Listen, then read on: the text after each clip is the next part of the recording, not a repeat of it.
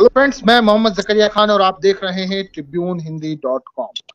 जैसे कि आप और हम सब जानते हैं कि लॉकडाउन के दौरान पुलिसिया बर्बरता की बहुत सी कहानियां हमारे सामने आई थी। ऐसी एक कहानी मध्य प्रदेश से आई थी। मध्य प्रदेश के बैतूल में एडवोकेट दीपक बुंदेला के साथ पहले मारपीट होती है। मारपीट के बाद जब वह पुलिस से इस मारपीट के बारे में और बात करना चाहते हैं, जब पुलिस वाले उनके घर आते हैं तो उन्हें कुछ इस तरह के जवाब देते हैं कि जिसके बाद यह मामला हाइप पकड़ता है। क्या जवाब देते हैं वह हम दीपक से जानेंगे, और फिर उसके बाद क्या होता है, क्या हुआ, किन केसेस में दीपक का नाम उछाल दिया गया है, दीपक बुंदेला से हम बात करेंगे। दीपक जी, आपका बहुत बहुत स्वागत है tribune-hindi.com पे। दीपक जी, हमें आप बताएंगे कि क्या क्या हुआ था आपके साथ। पहले तो आप उस पहली घटना के बारे में बताएं जिसके बाद आपने केस दायर किया था।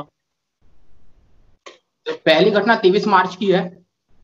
उस दिन मध्य प्रदेश सरकार शासन मतलब एक जगह शपथ ग्रहण समारोह चल रहा होता है भोपाल में 23 मार्च को, और धारा 144 लगी होती है।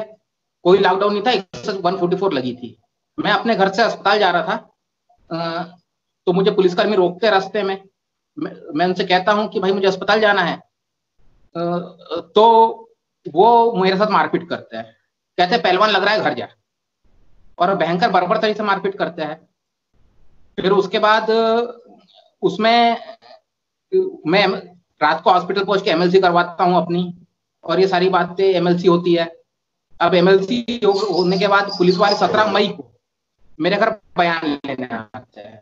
इससे पहले 24 मार्च को मैं एसपी को लेटर लिखता हूँ, डीजीपी को लेटर लिखता हूँ, और तमाम जगह लेटर लिखता हूँ जहां पर इस घटना का उल्लेख करता हूं मैं और कहता हूं कि दोषियों के खिलाफ कार्रवाई हो। लेकिन ऐसी कोई कार्रवाई नहीं होती। और 17 मई को जब पुलिस वाले मेरे घर आते हैं, वो मुझसे कहते हैं वकील साहब यार गलती से मारपीट हो गई, आपकी दाढ़ी और बाल इतने बड़े हैं कि उन्हें आपको लगा आप मुसलमान हो, अच्छा, मतलब मुस्लिम होना एक गुनाह है जिसके तहत आपको मुस्लिम समझ के मारने की कोशिश हुई? नहीं, गुनाह मुस्लिम होना नहीं है, उनके दिमाग में कीचड़ भरा हुआ है।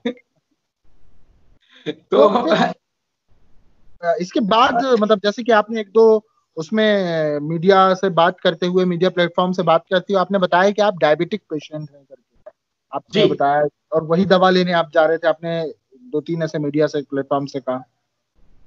जी, मैं दवाई लेने के लिए जा रहा था अस्पताल, और मैं रेगुलर, अब आप मतलब हर तीसरे घर में डायबिटिक पेशेंट है, सबको पता होता है कि शुगर के साथ क्या दिक्कत होती है, तो रूटीन चेकअप और ये सब चीजें जरूरी होती है।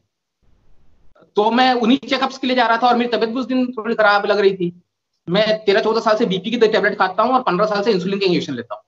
अच्छा दीपक जी, यह बताएंगे आप मुझे कि इस पूरी घटना के बाद जब आपने मीडिया के सामने पुलिस और आपके बीच की बातचीत को उछाला, आपने बताया कि आपको पुलिस ने कहा कि वो आपको मुस्लिम समझ बैठे दाढ़ी की वजह से, और फिर उसके बाद आपके साथ मारपीट हुई, मतलब ऐसा उन्होंने एक अपना एक एक्सक्यूज देने की कोशिश किया। इसके बाद क्या परिदृश्य बदला कि आपके ऊपर एफआईआर हो गई? नहीं, अगर मैं उस दिन माफ कर देता उनको, चलो भाई कोई बात नहीं, तो कोई एफआईआर नहीं होती मेरे ऊपर।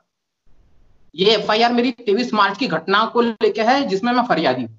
मैं 23 मार्च की घटना को लेके एसपी के पास जाता हूँ कि भाई सर कंप्लेंट रजिस्टर करो, आपके कॉप्स मेरे साथ ऐसी हरकत की है। तो एसपी उनका बचाव करता है, डीएस भदौरिया साहब, वो उनका बचाव करते हैं। वो मुझसे कहते हैं कि वकील साहब एक काम करता हूं, मैं उनकी आलोचना कर देता हूं। अच्छा, कोई कार्रवाई हुई उनके ऊपर? आपने अगर कार्रवाई फिर मैं जाता हूं हाई कोर्ट की शरण में, 226 की रिट फाइल करता हूं मेरे वकील एहतेशाम हाशमी साहब के जरिए। तो जब रिट याचिका फाइल होती है, उसके बाद रिट याचिका फाइल होने के बाद पुलिस को मतलब अपने बचाव में कोई चीज नजर नहीं आती है, तब वो मुझ पर एफआईआर करती है 18 तारीख को।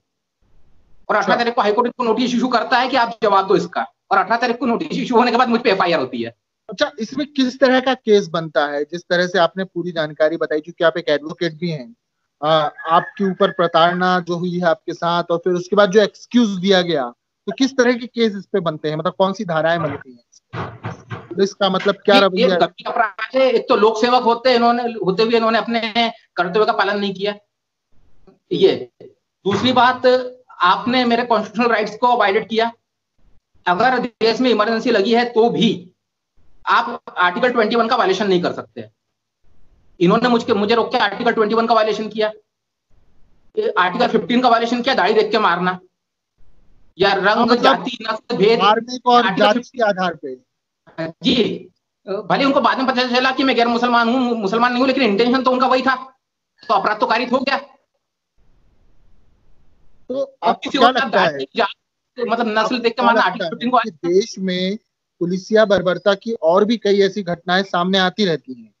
कई बार हमें हिरासत में मौत का, जैसे अभी तमिलनाडु में एक बिल्कुल पिता और पुत्र की हिरासत में मौत की घटना सामने आई, और भी दूसरे ऐसे केसेस सामने आते रहते हैं जिनमें इल्जाम पुलिस पर होता है कि पुलिस क्या बर्बरता से उनकी मौत हुई, या पुलिस ने हिरासत में लोगों के साथ मारपीट की, या बाहर भी, मतलब हिरासत के बाहर भी, हिरासत में नहीं है फिर भी उन्होंने बर्बरता का या एक तरीके से अधिक कठोरता का उन्होंने उपयोग किया। तो क्या एक भारतीय नागरिक होने के नाते इस तरह के जो इस तरह की जो बर्बरता है उसके खिलाफ आवाज उठाया जाना चाहिए? बिल्कुल 100% उठनी चाहिए आवाज। और जब ये, अब जैसे तमिलनाडु में हम लोग देख रहे हैं कि इतना लोग सड़कों पे आ ही रहा है, मतलब पुलिस के खिलाफ आवाज उठ रही है।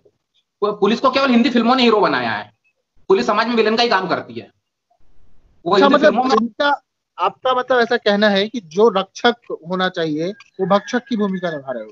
बिल्कुल, आप देखिए ना, मतलब एक दो नहीं, सैकड़ों उदाहरण है। हाईकोर्ट, मतलब हमने हाईकोर्ट से गुजारिश की है अपनी रिट में कि पुलिस कंप्लेंट अथॉरिटी बने एमपी में, पुलिस शिकायत प्राधिकरण बनाया जाए। क्यों? सारे पुलिस मतलब ये सभी पुलिस विभाग के लोग तो ऐसे तो नहीं हो सकते, या सारे पुलिसकर्मी तो इस तरह से नहीं हो सकते, तो फिर आखिर क्या लगता है आपको, क्या सभी लोगों को, एक नहीं सारे नहीं लोगों नहीं को एक ही तराजू में तौलना ठीक है, या एक पुलिसकर्मी की गलती को सारे पुलिसकर्मियों को बराबर में तौलना? कुछ तो अच्छे लोग भी उनके बीच में मौजूद होंगे। नहीं, बिल्कुल बहुत अच्छे लोग हैं, कोरोना पुलिस कर्मियों ने कोरोना में अपनी जान दी है, बहुत अच्छे लोग हैं। लेकिन सिर्फ बात व्यक्ति की नहीं, बात सिस्टम की है। वो सिस्टम कैसे संचालित हो रहा है,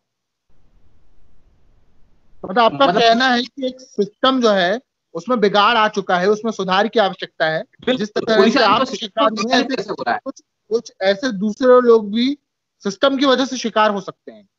बिल्कुल, और हो रहा है, रोज हो रहा है। और पुलिस मतलब हम पुलिस के, व्यक्तिगत मेरा किसी से द्वेष नहीं है, मैं पहले भी कह चुका हूं, व्यक्तिगत द्वेष नहीं, लड़ाई सिस्टम से है।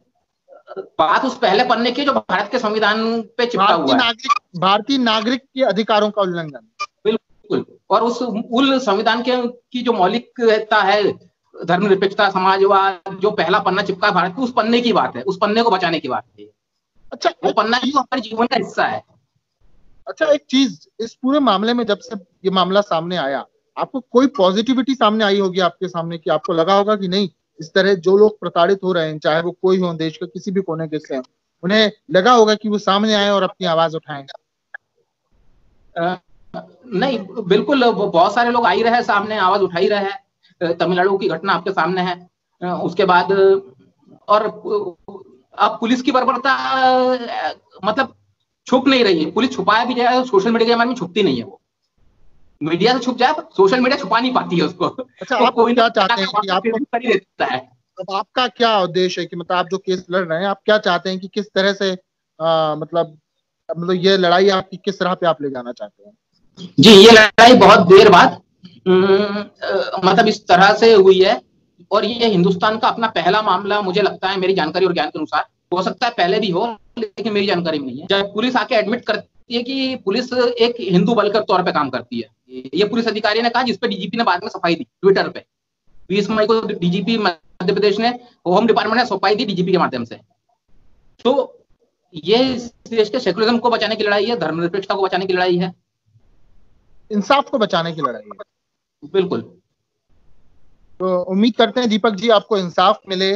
आपके साथ जो घटना घटी, जैसा कि आपका कहना है कि आपको टारगेट किया गया, फिर उसके बाद जिस तरह का केस चल रहा है आपका, हम चाहते हैं कि आपको इंसाफ मिले और भारतीय न्याय व्यवस्था पे लोगों का विश्वास बढ़े आपके इस कदम के बाद। तो दीपक जी, हमसे बात करने के लिए बहुत बहुत शुक्रिया। दोस्तों, आप देख रहे थे tribune-hindi.com में दीपक बुंदेला जी के साथ चर्चा। अगर आपको हमारी ये चर्चा पसंद आई हो तो हमारे इस वीडियो को लाइक करें,